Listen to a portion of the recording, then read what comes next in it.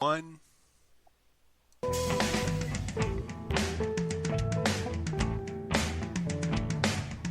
Hi there, this is Jim Horan, the Keys bartender, coming to you from Key Largo. Today I have with me Daniel Horton-Diaz, and he's a candidate for the Democratic nomination for the Florida State Senate seat for District 39 that incorporates Monroe County and parts of Miami-Dade. Say hello there, Daniel. Hey, Jim. Thanks for having me on. That was very well done, by the way. You got that out perfectly.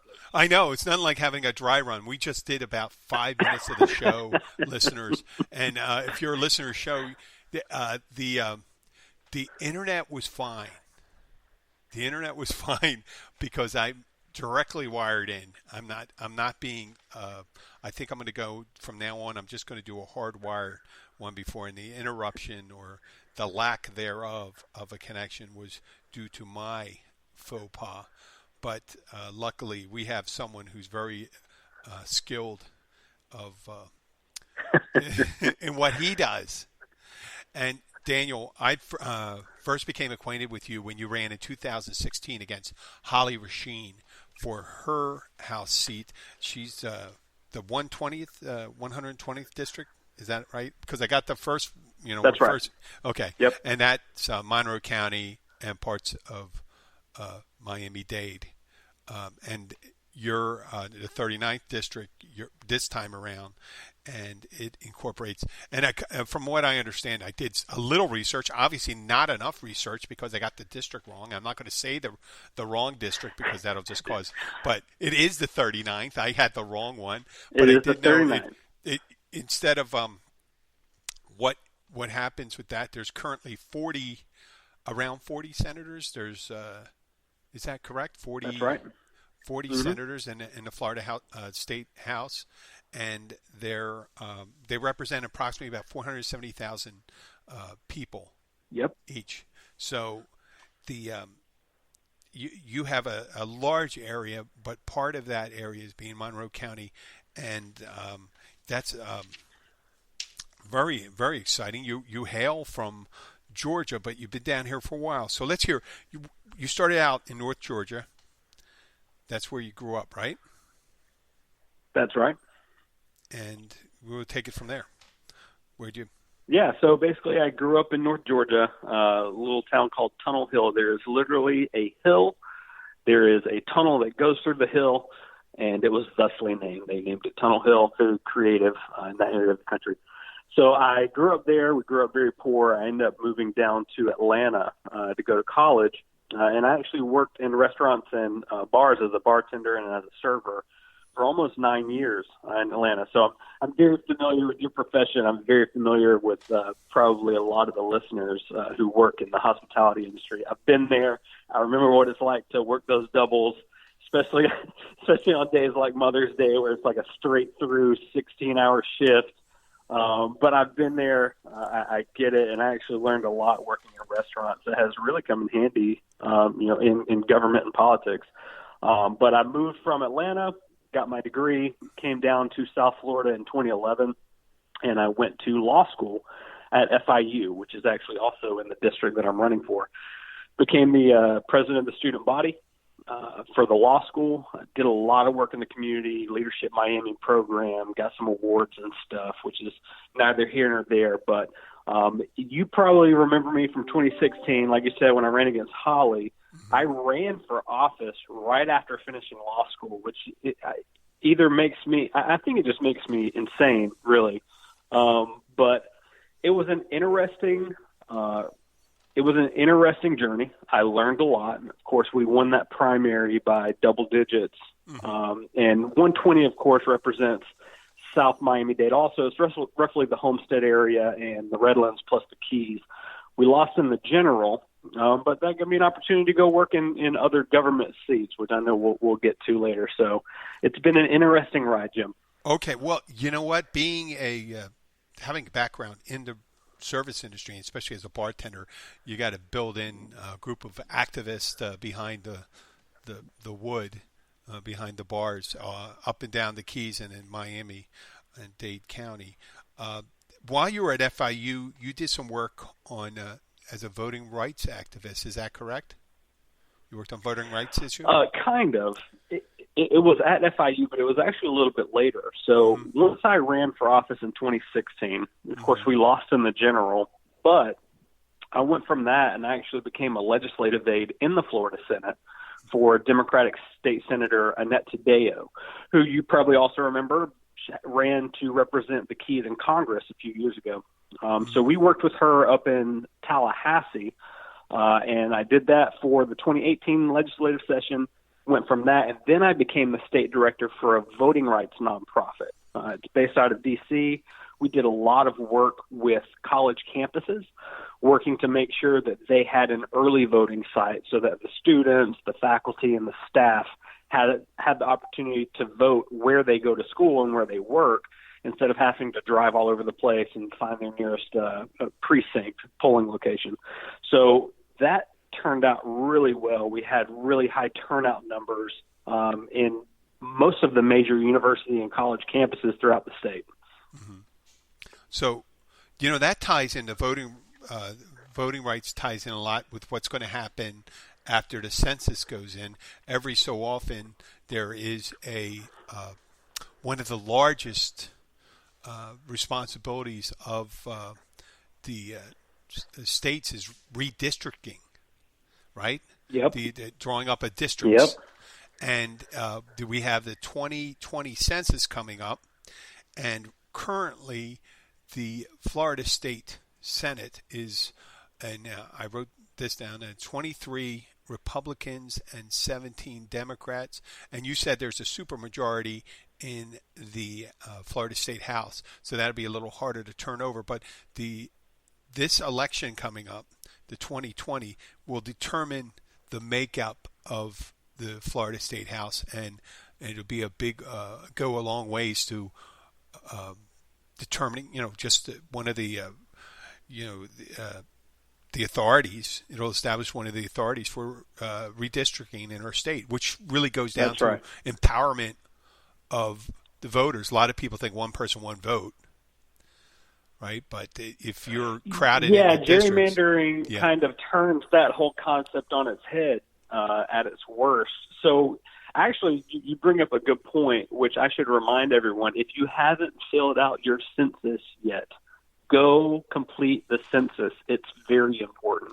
And you can do that online, right? Census, you can do that online. I don't know the website off the top of my head. It's probably like census.gov. I don't know, but just Google U.S. Census Complete and it'll pop up. But it's very important because the census determines quite a few things. Of course, it's done every 10 years. It's required under the U.S. Constitution.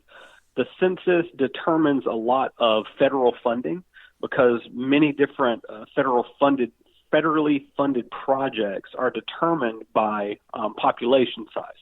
And so if Florida has more residents, then oftentimes they'll get more money. And if specific counties have more residents, then often those counties can get more money too, right? So if we underreport our numbers on the census, which the last I looked, I think we're barely above 54% reporting, which is not good at all. That has huge impacts for the availability of federal funding for local projects. Now, to your other point about gerrymandering, so based on the 2020 census numbers, the state legislature draws the state legislative districts and all of the congressional districts after the census takes place. So the census takes place this year, 2020. In 2021, all of the state senators will go up to Tallahassee and they'll start dividing up Florida into districts again. Okay, it will be either 39 or 40, depending on what they decide. But if they don't have the numbers accurate, right, then those people don't have that one vote that makes all the difference. And so this race is probably the most crucial state legislative race in the country, because, like you said, we have a Republican governor. It's going to take 2 more years to get him out of office. We have the state House, which is overwhelmingly Republican. And then we have the state Senate. And we can actually win 3 seats in the state legislature this year. And if we win those 3 seats, not only can we stop some of the worst things that the Republicans are trying to do up in Tallahassee, but we also will be able to protect the integrity of the district drawing process. Because if we don't, it only happens once every 10 years. And the Republicans, the last time they redrew the districts in 2011, 2012, openly gerrymandered. They are literally on record in court documents admitting that they gerrymandered all of the districts. Mm-hmm. That's why the League of Women Voters had to sue them in 2016 to force them to redraw it. But if we win this seat that I'm running for and we win 2 more somewhere else in the state, mm-hmm. there are a couple of good opportunities there. We can stop that from happening and not only make sure that good policies are passed in Tallahassee, but we'll also enable good candidates to run in the future in seats that are competitive and fairly drawn. Yeah. To give a short history and math lesson to people, where gerrymandering districts, you can see if you look traditionally, so districts can look like these long, mm-hmm. tenuous mm-hmm. setups, and what they try to do is, if you're the, let's say the party in power, and it turned out that the Republican Party did this a lot, most recently over the last 2 decades, was you try to pack or stack districts, mm-hmm. making them mm-hmm. safe for Democrats. So the people that fall in there, the incumbents, they're not really that keen for changing it out. But what you like to do is to have them geographically compact, and what that would do is give some rural counties are heavily Republican, and that's the way it is, and some of these cities are heavily Democrats. But what they do is they incorporate, a lot of these districts incorporate the suburbs. So you might get a county that's like 55% Democrat, 45% Republican, or with throwing a smattering of independents in there, and let's say, and when the way to and let's face it this way, you can agree or disagree, that if you just get a small majority of Republicans, they almost always have a better turnout, and they win those mm-hmm. districts. That's right. And what probably would work best is if there's actually probably more Democrats registered in the state of Florida. And this is one thing I haven't checked, but I think there's more registered Democrats in the state of Florida, and they're more likely, but they end up to be in districts that are packed, are heavily weighted toward them, and they don't dilute the other states. Mm-hmm.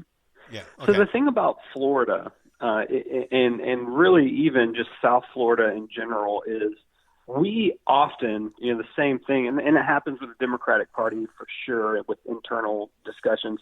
We often talk about the Democrats and the Republican voting numbers, mm-hmm. but the reality is that the swing voters in the swing state are the independent voters, right? Mm-hmm. I think one of the mistakes that the Democratic Party has made in the past is they just count on increasing turnout among Democrats, but they don't do much outreach at all to independent voters. And I believe that you really do yourself a disservice as a candidate and as a campaign. And I think the party has done itself a disservice by not reaching out to independent voters enough mm-hmm. to let them know some of the party platform issues, as well as individual candidates that don't do enough outreach to independent voters to let them know that they're running and let them know that they're the best candidate to win. So in this district specifically, it's actually 91,000 Democrats, 92,000 Republicans, and 89,000 independent voters. So, I mean, it is split almost right down into 3 separate groups. But that's how this district breaks down. And to your point about how the districts are drawn, that's, I think, one of the dark sides of technology and all of the big data that we're able to collect now as different companies are doing stuff online, marketing to individuals based on all their different preferences. They can draw districts now where they isolate individual households. I mean, if you look at some of these district maps and you zoom in, and actually the district I'm running for is a great example of this, you can see they trace individual roads, right? And so they'll draw in one neighborhood that has more Democrats voting or more Republicans voting, depending on what they need. There's one massive apartment complex up here in the north part of Miami-Dade in the district that is drawn out. It's literally on the wrong side of the road, but it has a lot of students voting, right? And if you're a Republican and you're drawing this district, you want to draw in a bigger portion of Republican voters, which is what they did. So this district breaks down pretty evenly. If it were drawn more fairly, I think it would be a strong Democrat seat. But yeah, to your point, the things that that these elected officials can do when they draw these districts, it's granular. I mean, they can isolate very small numbers of people to make sure they get the results that they want.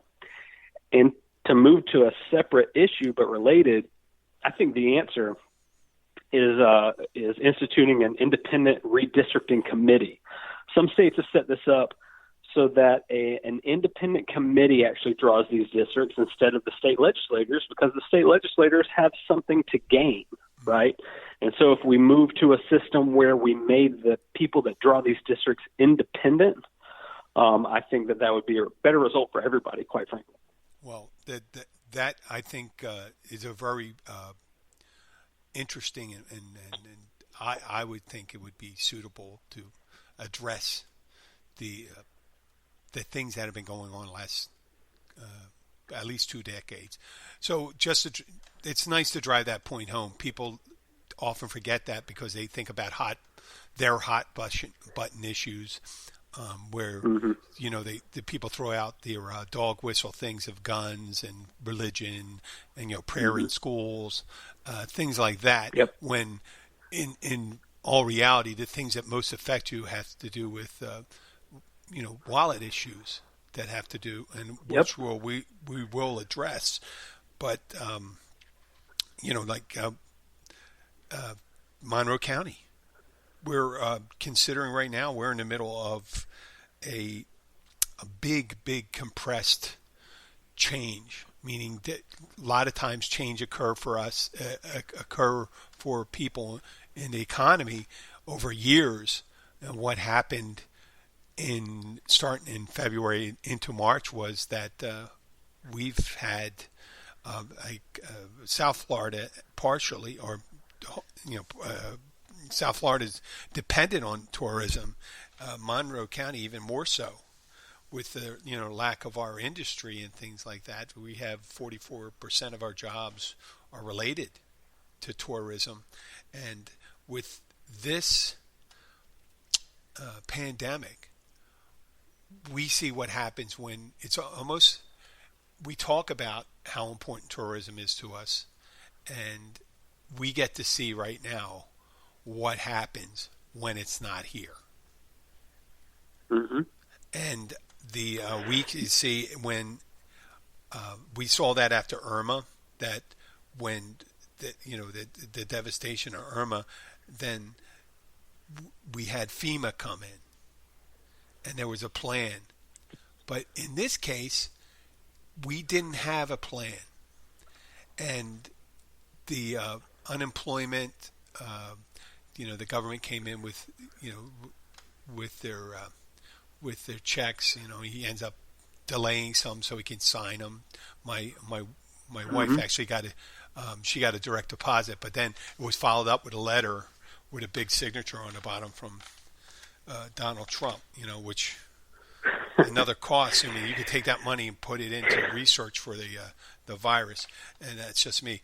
But just by the numbers here,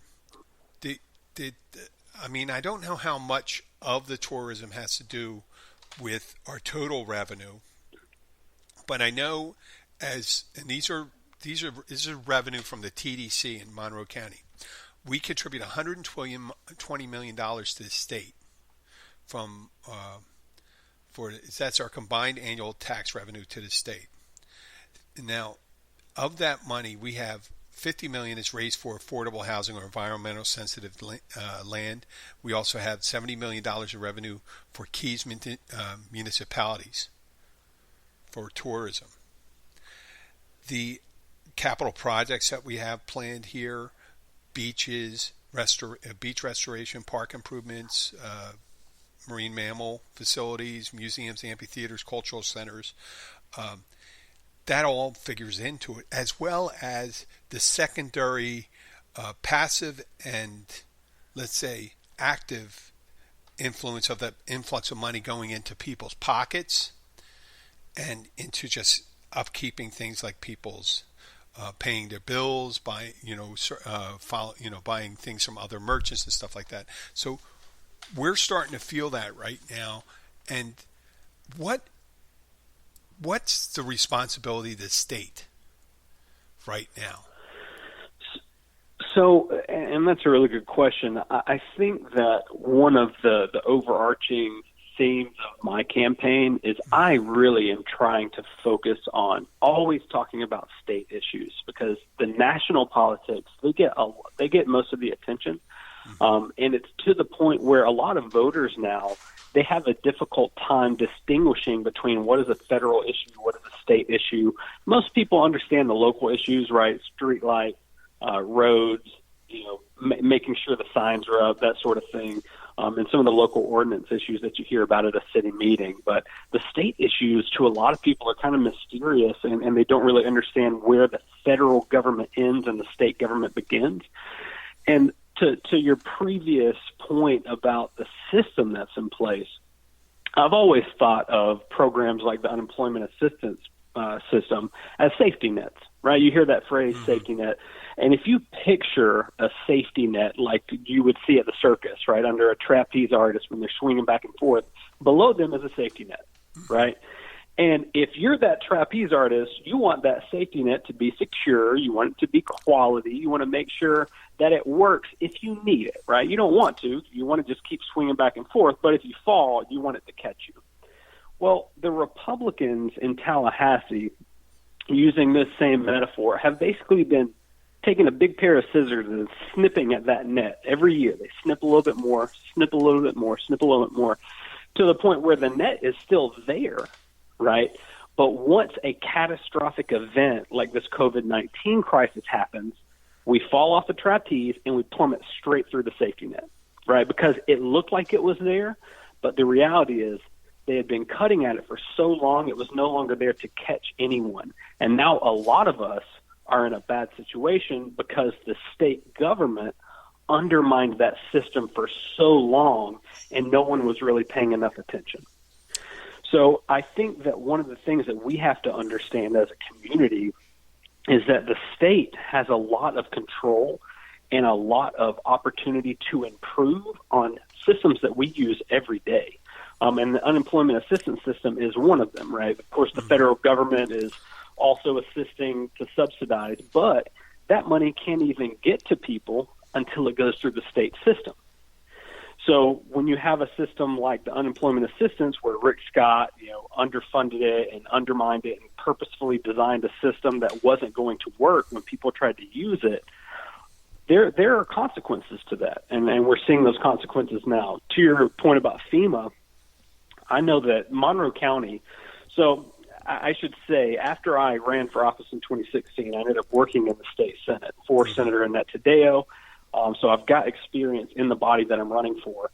I became that state director for the nonprofit, and then I became the district chief of staff to Congresswoman Mukersel Powell, who also represents Florida Keys and South Dade.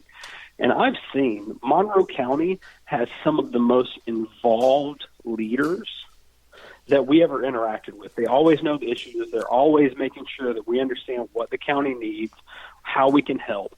And one of the things that I know that the county is dealing with is that they spent a lot of money. They put a lot of money up front. A lot of these municipalities, the village of Alamorada, Key West, put money up front to try to address some of the issues that came up after Irma, and they're still waiting on FEMA reimbursements.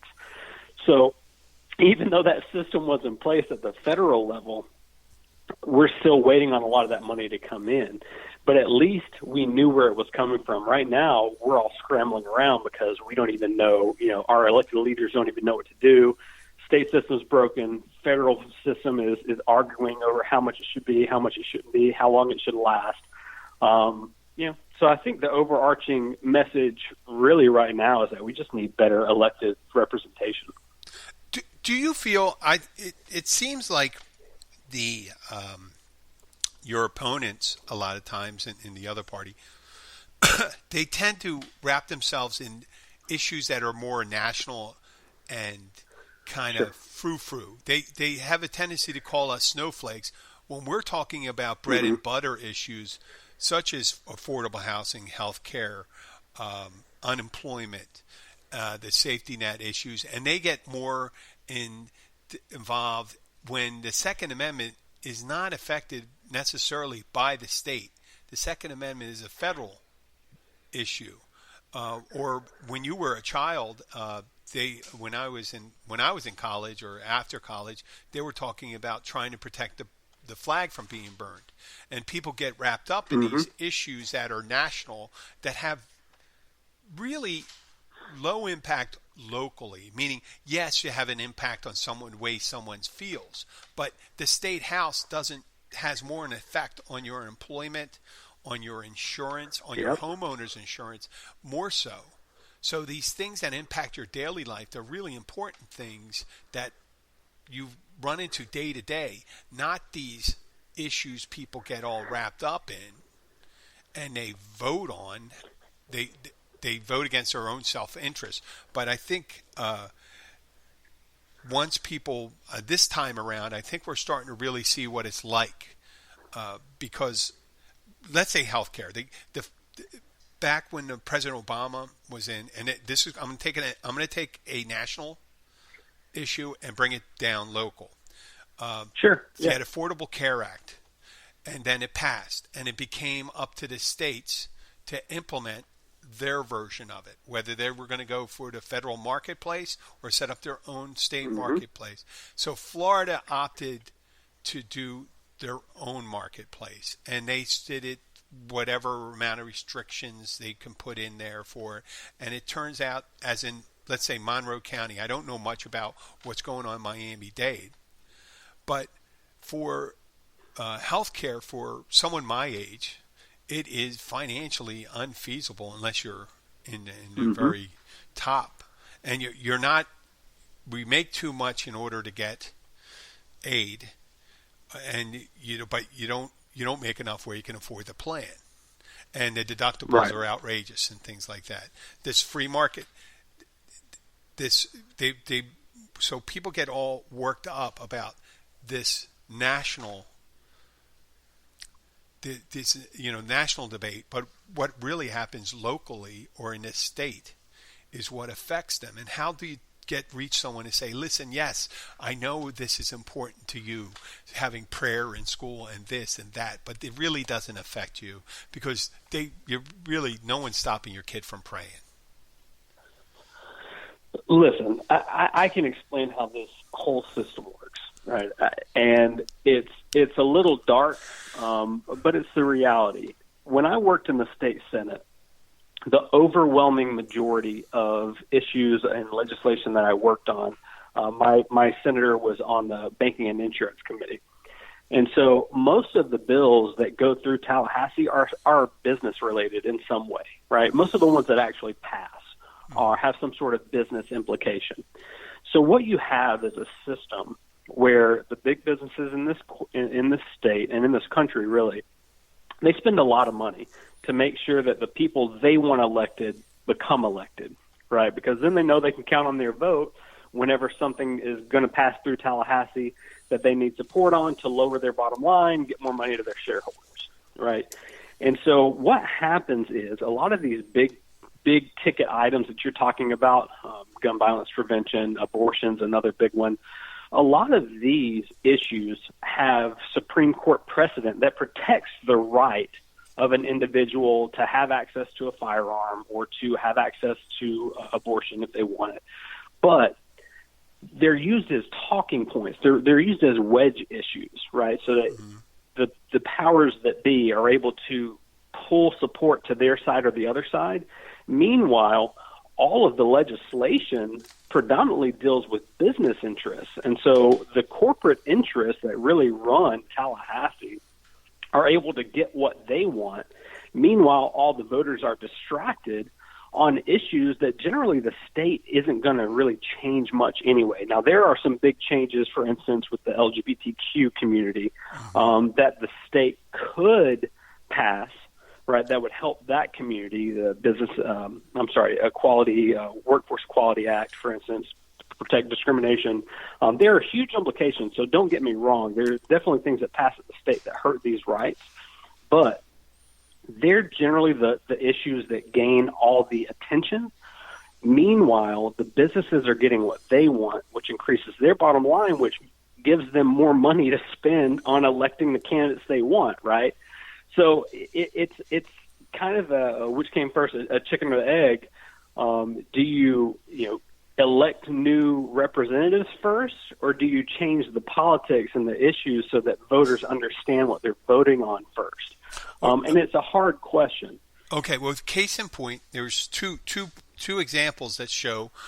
One, the short one, the solar power, the legislation for solar power that passed in the last election was the nomenclature or the verbiage used in the law made it appear as if it was friendly or promoting the spread of solar power. It actually was a restrictive force. They were trying. It was opposite of what it purported to be. Right. And then the other thing, which we don't have to relitigate because it passed to the favor of solar power, right? So I think that's what happened. It was more the more beneficial result occurred. Am I correct with that? Are you talking about the constitutional amendment? No.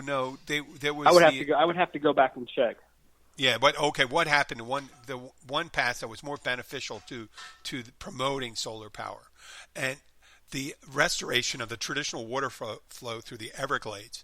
Now, that over the past couple of years, we've seen tangible results of what the effluent that came out of Okeechobee would be spreading into the canals and going on the east and west coast, and we saw massive red tide clusters and die-off of aquatic life in those areas where that came out. And it was tangible. It showed you this is the black junk water that comes out of Okeechobee that's put in there by blue-green algae. Yeah, horrible stuff. And then we have Florida Bay down here. So that's a supposedly a separate issue, but it really isn't. I think it's all tied together. So then there's the reestablishment of the water flow, the River of Grass going through South Florida. There was a plan to purchase 60,000 acres to restore the traditional water flow. It ended up, I don't even know if they passed it. It got watered down, no pun intended, to 6,000 acres. Yeah, it was SB 10. Yeah. It got watered down to 6,000 acres. It was very important. It's one of the most bipartisan issues, at least in this part of the country, part of the state, because you had very conservative fishermen and people there. They understood that the salinity levels and the seagrass and everything was tied together to that fresh water flow going into Florida Bay, and knowing how important it was, how that they still were able to, or whatever forces to restrict that flow for some reason. What if I was an industry that, let's say, Big Sugar could have said, well, listen, we're going to give one to the environmental people, right? This is a good thing. But no, they went all in to restrict that, didn't they? Yep. Yeah, they did. And Big Sugar is an entity that I've kind of been railing against since I ran in 2016. I mean, that's really what I campaigned on a lot when I ran for the state house. And it's interesting that this comes up because the reality is that the way that these business interests work in Tallahassee, like I just spoke about a second ago, The first step is always to delay, right? Because when you're talking about a business entity that has to worry about shareholders, you're talking about quarters, right? So every quarter that a business entity can delay some big expensive project or some big expensive legislative change means that that's another quarter where they're able to give dividends to their shareholders, right? And so the first step is always delay. And you saw that with Big Sugar, is that they had this lease, right? There was talk about canceling the lease and could we do it? And what they did, because they have been funding legislative races in this state for God knows how long, decades at least, and they were able to make sure that that kept getting pushed back and kept getting pushed back and kept getting pushed back until it got to the end of the lease. And then once there was enough public attention to basically require that the legislature do something, like you said, they were able to then use their connections to make sure that it went from 60,000 to 6,000, right? Yep. And so that it all comes back to the money to me. When I look at legislative processes and I look at the way that politics happen in this state, a lot of times it comes back to the money. And I feel like this is a good time to point out that both of my candidates, the Democratic candidate that I'm running against and the Republican candidate that I'm running against, are former lobbyists. They were lobbyists for years. And they're both taking money from FPL, which is doing all the solar issues you talked about, and they're taking money from Big Sugar, which is doing these issues with the water. So yeah, well, getting money out of politics, that's, there've been floating ideas, publicly funded campaigns and things like that. But the problem with that a lot of people is just they don't understand. Are you still there? Hello? Yes, I am. I was drinking a little bit of coffee. I'm here. Oh, good. That you have all different vehicles on how to get money to a campaign, and that could be through a political action committee where you're just using issues to you drive an issue and a candidate attaches himself to the issue. So in extenuation, they're funding their campaign. So if someone's pro, like some, oh God, I don't even know how I have to say it. We have, you mentioned FP&L. We have Turkey Point nuclear power plant up on the mainland. And you mentioned that there is the coolant water that leaves Turkey Point leaves at a higher salinity because of the process of using. People don't really understand. There was a HBO miniseries called Chernobyl. Until that point, most people who saw that did not realize how nuclear power actually generates power. Right. It's a steam turbine. That's what it generates heat. And the heat creates steam, and it drives a turbine. And that's it. And energy is not directly generated through nuclear power. It's the fuel. And so at Turkey Point, to your point, they're using ocean water to cool that reactor. And so when that water passes past the reactor, the water molecules turn into steam, but that salt in the ocean water has to go somewhere. Yes. So some of the water remains, but when it comes out, it is a much higher salt content. Yeah. You lose water, and when you lose water, you gain salinity because the salt's always going to remain. Salt does not dissipate, and that's a problem with a lot of different processes. And I didn't want to get into that. We were explaining that to someone about desalinization. You have to find a way to sequester sodium chloride. But in this case, it's going into the canals.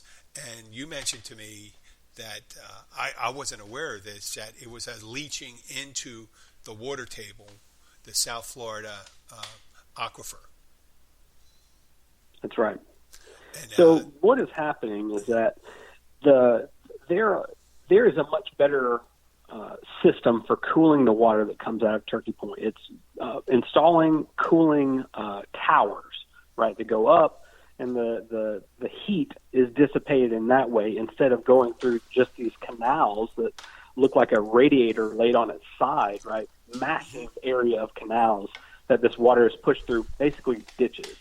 And so what is happening is that salt water is sinking down. It is creating something called a plume, which is a high salinity mass of salt water inside of our freshwater supply. And that plume continues to grow daily. And when you combine that with the already encroaching seawater, which is hurting our freshwater supply also because of sea level rise, you've got a situation where we could be in a really bad scenario without fresh water within years, decades, but it's within our lifetime. I've talked to people that believe that's 8 to 9 years away. I've read other things that say 20 to 30, but it's definitely there, and it's something that would be so easily fixed just by forcing FP&L to install these cooling towers, but that doesn't happen. Why? Because they spend a lot of money on our politicians. Our politicians refuse to require them to do it. When I was working with the Congresswoman's office, I actually went and spoke on her behalf at the City of Homestead because the Federal Nuclear Commission, I forget the proper Daniel, I'm name sorry for to them. interrupt you. There's a little interruption coming from your audio is breaking up slightly. I hear you now. Oh, good. Okay. Can you hear me? Yes. Okay. You were talking. Could you go back and just repeat what you said about the Congresswoman? When you were working for the Congresswoman. Sure.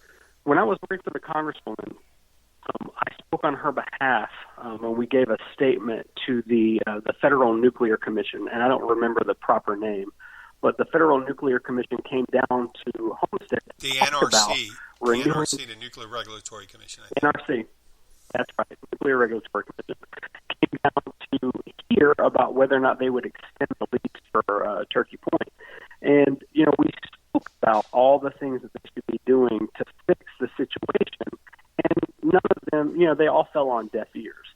And that was the federal level, but it happens at the state level too, because FPL pays for a lot of elected officials to get either elected or reelected. And so to your point about getting money out of politics, I must say, I think that this election cycle, because everyone is at their house right now, fundraising for campaigns is difficult right now, which means that a strong grassroots candidate like myself, as well as other grassroots candidates across the country, I think that if we're ever in a time where we have a legitimate shot to show the power of everyday people getting together and making change in their government, I think it's this election cycle, because there's going to be much less money flowing around for elections this year than there has been in quite a while. Well, I'm calling me pessimistic, but I think if anybody, if the RNC and their supporters have any money left over, and they will have money left over, they're going to pour it in. But from what I understand, a lot of the Democratic candidates are getting a boost in that.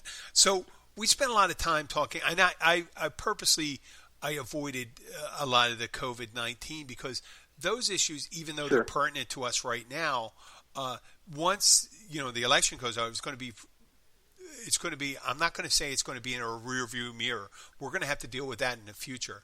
But it did expose some problems with our, let's say, we did mention unemployment system, but our healthcare system and affordable housing, which is, I'd say affordable housing is a hot button issue in Monroe County.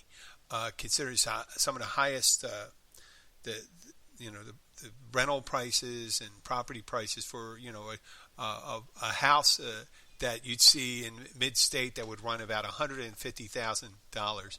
A 2-1 could run $300,000 down here easy. So when that filters down to the working class, you don't see a commensurate change in the income. If housing is twice as much, they're just making, they may boost their salaries like 10 to 15%. What is a way that the state can aid the county?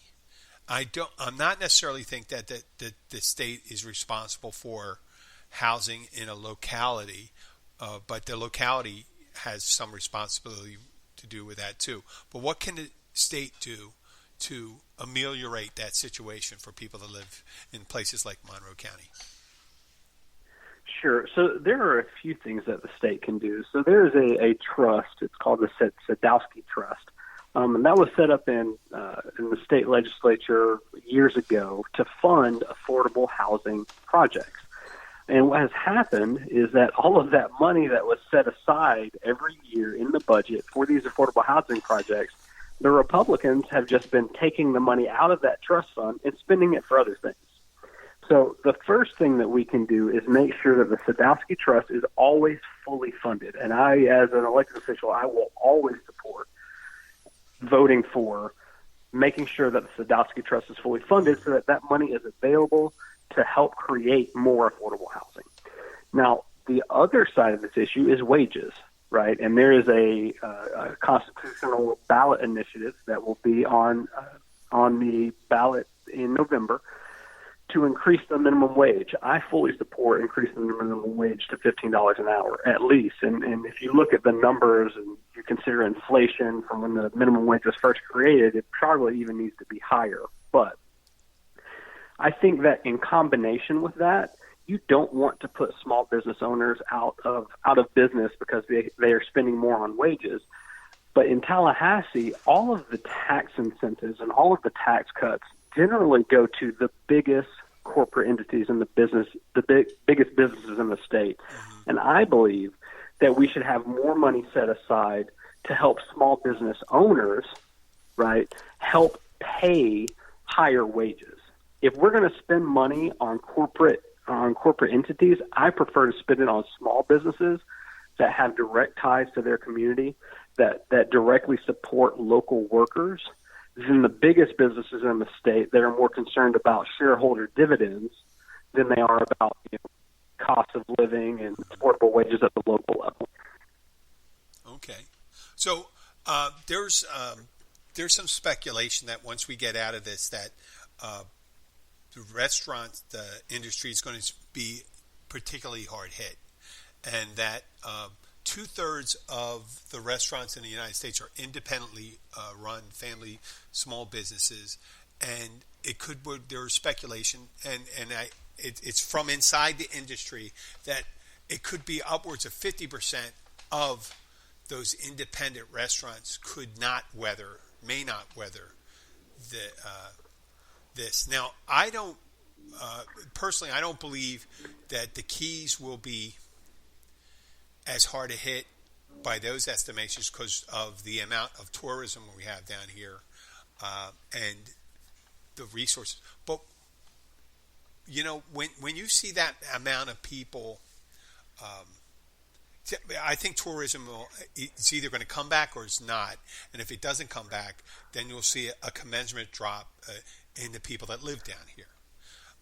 So what can you tell people when they're saying they're afraid for the jobs, and say into that uncertainty that we're going to be opening up soon, and then it's rolling in November next year? What do people do? I mean, this is an uncertain time, and I know I didn't say if we were going to mention COVID-19, but what's your vision for South Florida or this district here? What's going to happen in the next year?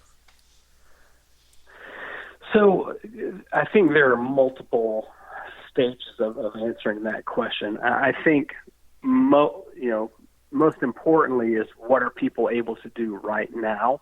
And I think that's also the most difficult answer, because the reality is that right now we're in the middle of this crisis, and I don't believe that we're prepared to reopen the entire economy, but especially in the Keys where the medical facilities wouldn't be able to handle any sort of spike in the contraction of COVID-19.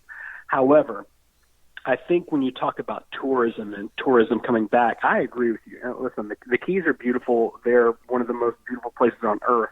And I think that you're always going to have a very strong interest of outsiders that want to come down and visit the Keys. However, I think that to your point about local workers and local people that live here, how it's more about how long can they hang on, right? I mean, if this were to only go for another week, I think it'd be fine. If this stretches out for a year of limitations and places not being open, having to social distance at restaurants, right? You're a bartender. Can you imagine having all of your patrons spaced out 6 feet apart in your restaurant? How many people could you fit at that bar? I think right. I was. It'd be 8 people. 8 people with the current social distancing rules.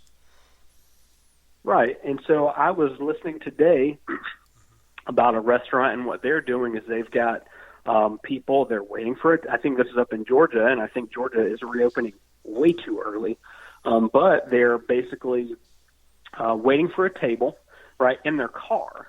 And then they have certain tables that people can't sit at, so there's enough distance. And then people get called, and they go sit at their table. And then, once they finish, the staff comes in and cleans up, and they do it all over again. But you're talking about, right, space that isn't, this. Restaurants, right, the entire restaurant industry is all about margins, right? You've got to be making profit on your margins.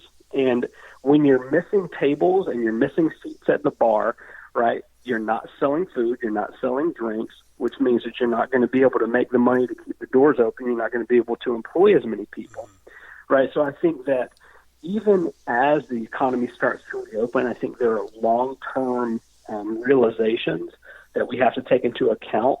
That it's going to take a while, which means that we need a better safety net to help people during the transition. So the longer-term vision for at least the 2021 legislative session, which is when I, once elected, would be able to go to Tallahassee and start doing things. I know you're pessimistic, and I generally am cynical as well. However, I will say I believe that there is going to be a much stronger sense of empathy at the state legislative level in this upcoming session, probably than there ever has been, or at least in quite a while, maybe since 9/11, frankly, because whereas 9/11 kind of brought this country together around patriotism, right, I think that this crisis is bringing people together around the sense of society and the sense of community belonging. I mean, it's pretty tough on people not to be able to go hug your best friend, right, or hug your neighbor. Here in Miami-Dade, right, if you come up to Miami, you greet people with, in Spanish, it's besito, a little kiss on the cheek. And you can't do that at all up here, right? So people are beginning to understand the implications of this crisis on their everyday life and their relationships with other people. And people that never would have expected to be in a situation where they don't have a job, right, where they've lost their job, where they've been furloughed, are now understanding what other people have been going through for years, right? An unexpected thing pops up. Before this crisis, you have a sick loved one, you lose your job, you lose your house, whatever happened, and then you need unemployment assistance, right? Well, society has looked down on those people for a long time, and I think that now there's going to be a sense of, wow, this can happen to anyone. And so I'm actually very hopeful that in the 2021 legislative session, we can have honest conversations across the aisle. I'm hoping, fingers crossed, literally I'm crossing my fingers as I speak to you. But I do think that we will be able to pass measures that will really be able to help people. Part of that is coming from a positive place. Part of that is coming from a cynical place of me thinking, listen, these Republicans in Tallahassee have constituents that are unemployed too, and if they don't do something, they're going to get voted out of office. So it's probably in their self-interest to put something in place to fix the problems that we have now. And so whatever their motivations are, that's for them. I just care about making sure that I can help as many people as possible as an elected official. And so I do think that there is a lot of potential to do good in 2021 and to really start working to reopen the economy and to base it off of what's in the best interest of the most amount of people that need help. Now, to your point about restaurants and what can happen, the state of California is actually doing something really interesting where the governor has made it possible for restaurants to start preparing meals for senior citizens that will be paid for by the state. And so restaurants are providing meals to their older residents, and the state is stepping in to make sure that those are paid for, which means that these restaurants are able to stay open. They're able to keep their staff, even if the numbers are lower than what it would usually be, obviously. If they were doing normal business operations, it's something. And I think that that's a really interesting program. I would love to see something like that happen in Florida. But, the governor's kind of behind the ball on a lot of this stuff. So well, we shall see. With the pessimism was when it comes to funding for campaigns. I just feel that the money's going to be that's left behind is going to be supporting. Is going to be on the other side, but the results, I believe, because I think people are going to see through forgive me for saying the bullshit, because they've been watching. Well, that's what it is. They've been watching the news, so I think they're going to see beyond it. When it comes to restaurants, if they're going to institute 50, I've seen some states that say 25% capacity, 50% capacity. It's just dollars and cents. I wasn't a business major, but I'm really good with math. And if you can't, restaurants make their money, a lion's share of their money during peak times, weekends, Friday, Saturday, evenings, the busiest times. And if you take away their peak times, then you're taking away their profit. And that's just dollars and cents. And that's the way it is. And that's when I saw that takeout thing. I knew the takeout thing was a good idea for restaurants to run out their stock. That was a great idea to get rid of perishables. It was a wonderful idea. For whether it was going to keep a restaurant open, no, it won't. The only thing, the way they are, unless they reduce the tax burden on the restaurants, it's going to have to be a system-wide change on what their liabilities are. Insurance would have to drop and all those things for restaurants to become viable. So there's people out there, and they're very near and dear to my heart, that are in the restaurant. I'm working in the restaurant business.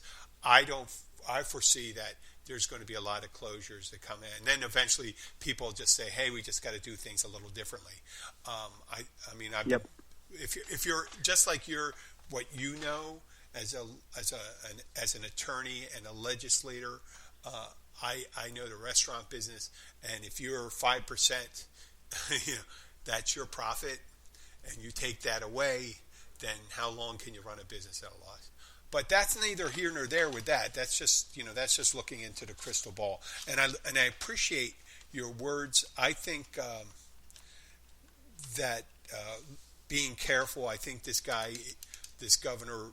He looked like he was going to be foolhardy with opening, but I think he's being a little more tentative and cautious in opening up, and I think that's a great idea. I hope that your grassroots campaign catches fire. And how does your support look right now? My support actually looks great. I've got a lot of endorsements. So the way that this district lines up, it's all of Monroe County, and then you've got Homestead and Florida City, and you have FIU where I went to law school. So I'm very strong around FIU. I have a lot of relationships with the student body, in different interns that I've hired, in past jobs, people I've placed, people I've stayed in touch with.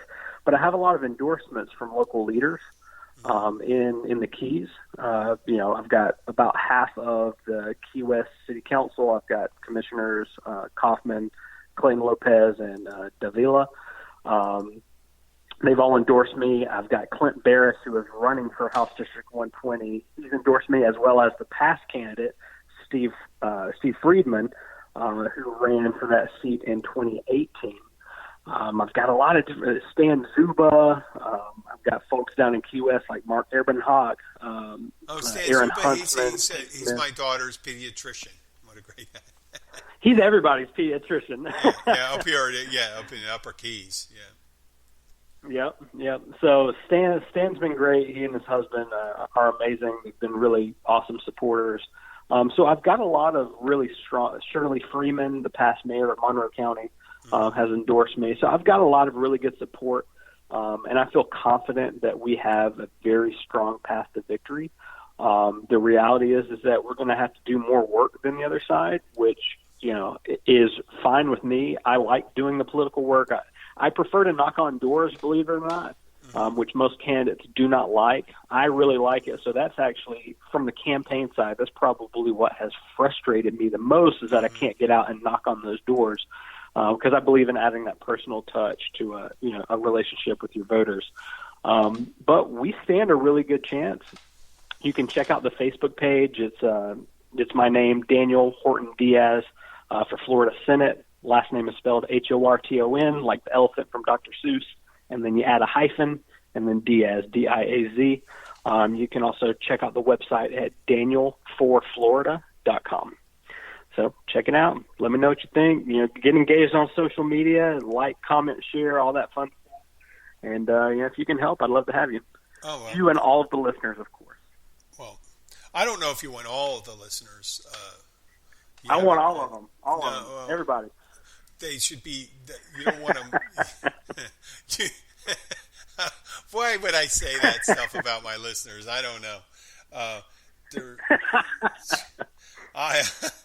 Sometimes, just like relatives, you just don't want your Uncle Ted to say anything because it's going to be pretty outrageous. But I'd like to thank you for coming on, and it's normally we don't have politicians on or legislators. That's my hobby. I love politics, and I love talking it. So I'd like to thank you, and I wish you best of luck. And we'll post that information. If you send me that, I'll put it in the send me the links, and I'll put it in the notes here when I put it out there. I will do that. Okay. And I really appreciate you having me on. It's been great speaking with you. It's been great to chat about some of the issues, and I really do appreciate your time and putting this out there for the listeners. Thank you very much, Daniel. Take care to you and your wife, okay? All right, Jim. You have a good one. Thank you. Bye. Bye-bye. Okay, guys, that was it. We'd like to thank you, Daniel. And I'd also thank my sponsors. We have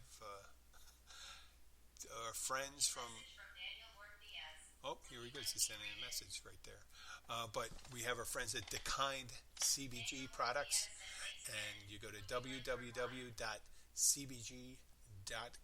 No, it's www.thekind.com.